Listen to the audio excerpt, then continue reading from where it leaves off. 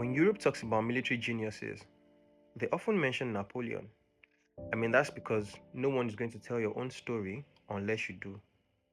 And telling your own story starts with knowing who you are and knowing your identity.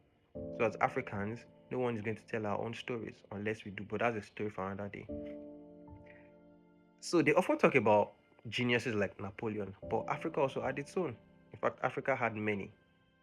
And his impact, this particular one, was so powerful that he rebuilt an entire region.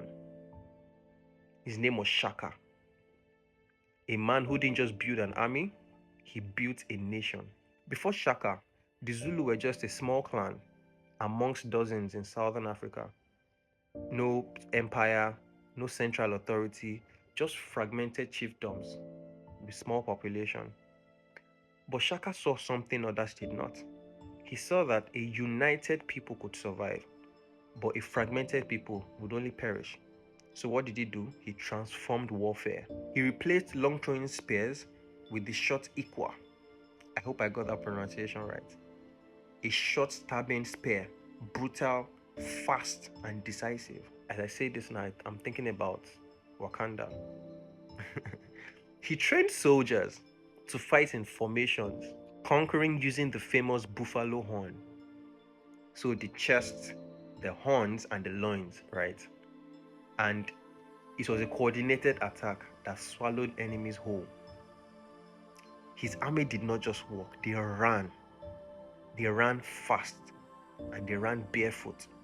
Across thorns, they ran over stones until their legs became iron. This wasn't tribal warfare. This was nation building by force.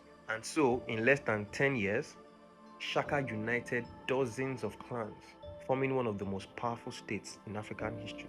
The Zulu kingdom became a disciplined, organized, and centralized empire with networks of diplomacy, intelligence, and alliances, right? And so, of course, neighboring states feared the Zulu kingdom, and Europeans, like they always do, mythologized it because they don't want anybody else to believe such a thing existed, right?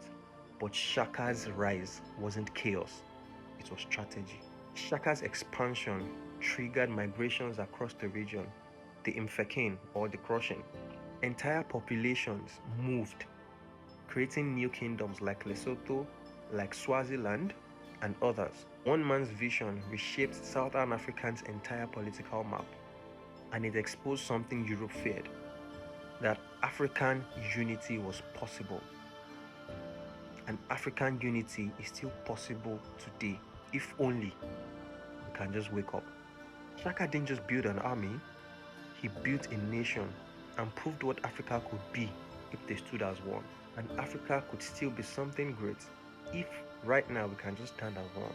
Before colonization, Africa produced leaders who united nations, who reformed warfare and redrew entire regions.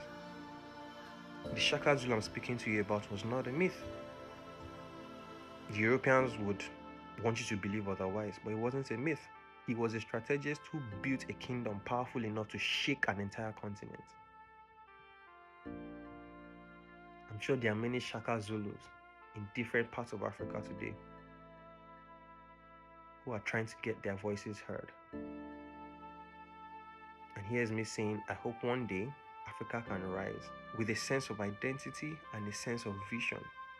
So all the resources that we have, we can utilize them and stop looking backwards to what the oppressors did and just forge ahead with intent and determination. Until next time.